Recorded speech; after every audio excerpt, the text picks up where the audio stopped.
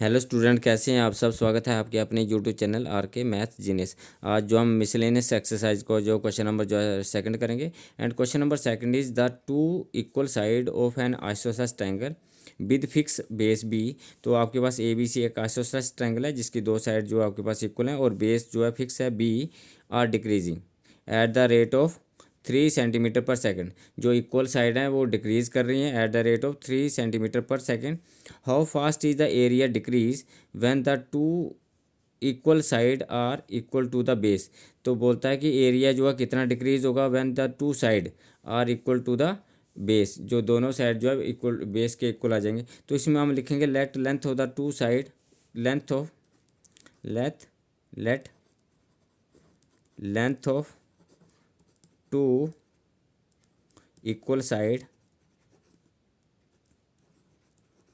Is equal to x आ गया आपके पास। ए बी द एरिया और आपको क्या गिवन है साथ में, जो length of two equal side है किस रेट से डिक्रीज करिए, मतलब D x upon D T जो है 3 सेंटीमीटर पर सेकेंड से डिक्रीज करिए, मतलब D x upon D T आपको जो गिवन है। तो हम इसमें जो है आपके पास जो है हाइट फाइंड आउट करेंगे सबसे पहले। तो हाइट इज़ ए डी है आपके पास और आइसोसेलेस ट्रायंगल है तो हाइट ए डी आएगी। तो ये दोनों पार्ट जो है इक्वल होंगे, मतलब अगर ये पूरा बी सी बी के इक्वल है तो ये बी डी जो है बी बाई टू होगा और ये भी बी बाई टू होगा। तो इन ट्रायंगल जो हम लिखेंगे in triangle A B D और हाइट फाइंड आउट करने की कोशिश करेंगे, क्योंकि इसमें जो हमें एरिया फाइंड आउट करना है तो हाइट चाहिए। तो इन ट्रायंगल लिखेंगे in triangle A B D. तो ए बी डी ट्रायंगल में ये आपके पास जो है ये आपके 90 डिग्री का है और ए बी जो हाइपोटेन्यूज है तो ए बी का square is equal to B D square plus A D square हो गया। तो ए बी जो है एक्स आपने लिया हुआ है तो ए बी एक्स के इक्वल है तो आपके पास एक्स स्क्वायर और आपके पास जो है बी डी जो है बी सी का हाफ है तो बी बाई टू का square plus A D square. तो स्क्वायर को ऑपरेट करेंगे तो आपके पास आएगा X square is equal to B square by 4 plus A D square. तो विच इज इक्वल टू आपके पास क्या आ गया, X square is equal to B square by 4 plus A D square. तो B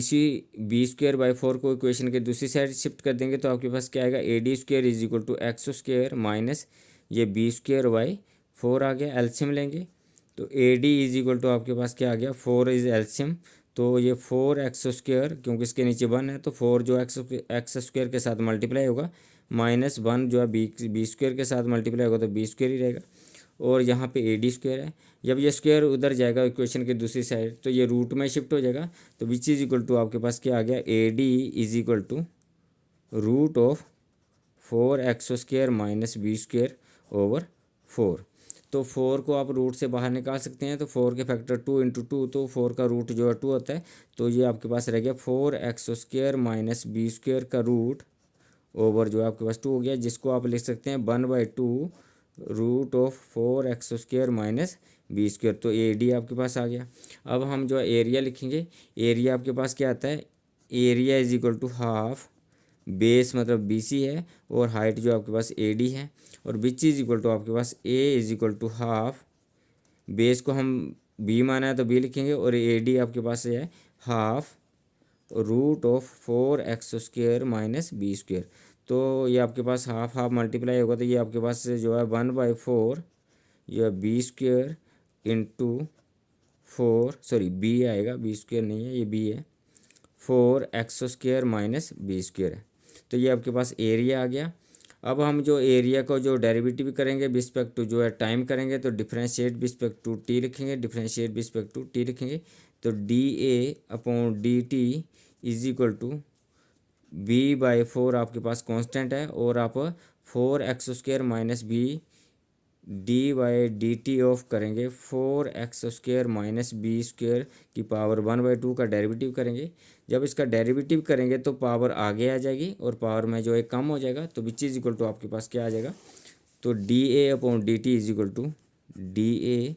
upon D T is equal to B by 4 और B square minus आपके पास है 4 X square minus B square की पावर 1/2। तो 1/2 को आगे ले आएंगे तो आपके पास जो है 1/2 आगे आ गया और ये आपके पास 4x² माइनस बी स्क्वायर, और 1/2 में एक काम करेंगे तो -1/2 आ जाएगा, इंटू dy/dx ऑफ आपका आएगा 4x² माइनस बी स्क्वायर, और सॉरी इंटू dy/dx आएगा 4x² माइनस बी स्क्वायर, और विच इज इक्वल टू आपके पास क्या आ जाएगा,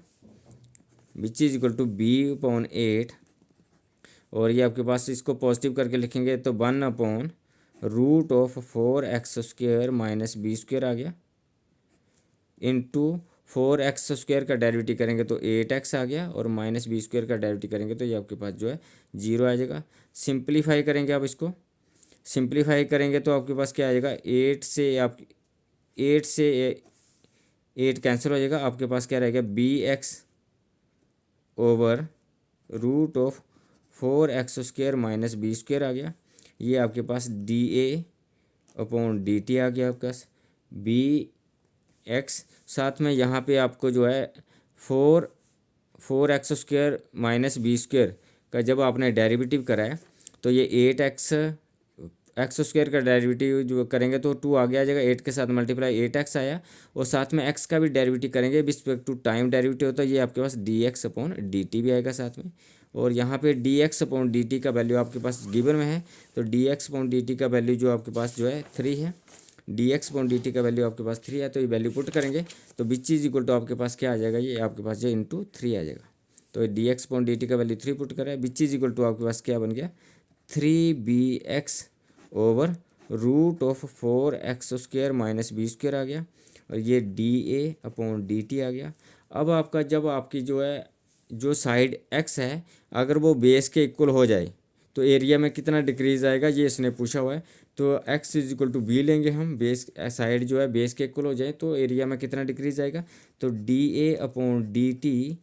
eight x is equal to B, मतलब x की जगह पे b पुट करेंगे तो यहाँ पे 3b/4 x की जगह b पुट करेंगे तो बी स्क्वायर माइनस जो है बी स्क्वायर हो गया, which is equal to simplify करेंगे तो 3b/√ जो आपके पास 4b² माइनस जो है बी स्क्वायर है, तो यहाँ पे भी आपके पास है √3b² आ गया, यहाँ पे विच इज इक्वल टू ये आपके पास 3b² 3 का जो है रूट √3 रहेगा क्योंकि इसके फैक्टर नहीं बनेंगे, 3 रहेगा, और b² रूट से बाहर आएगा क्योंकि इसका रूट कैंसिल हो जाएगा तो ये b आ जाएगा, b से b कैंसिल हो जाएगा, तो आपके पास बनेगा 3b/√3, और √3 को हम √3 से हम रैशनलाइज करेंगे तो ये √3 ओवर जो है √3 आ गया इंटू, तो इसको हम लिखेंगे 3√3b/√3 इंटू √3 जो है 3 आ गया, और 3 से 3 कैंसिल हो गया तो आपके पास क्या है √3b। तो आपके पास जो एरिया जो डिक्रीज आएगा, एरिया में जो डिक्रीज आएगा जब साइड जो है इक्वल टू जो है आपके पास बेस के इक्वल हो जाएगी तो आपका एरिया में जो डिक्रीज आएगा √3b, तो आप इसमें लिखेंगे कि area is decrease, area is decrease, तो इसमें आप शो करेंगे area is decreasing eight √3b centimetre square पर सेकंड। इस रेट से जो एरिया डिक्रीज होगा आपके पास जब आपके पास लेंथ जो है x इज इक्वल टू जो है साइड जो है बेस के इक्वल आ जाएंगे, तो एरिया जो है √3b सेंटीमीटर स्क्वायर पर सेकंड के हिसाब से एरिया जो है डिक्रीज़ होगा। तो यही आपके क्वेश्चन था, मतलब एरिया किस रेट से डिक्रीज़ होगा। तो thank you for watching me.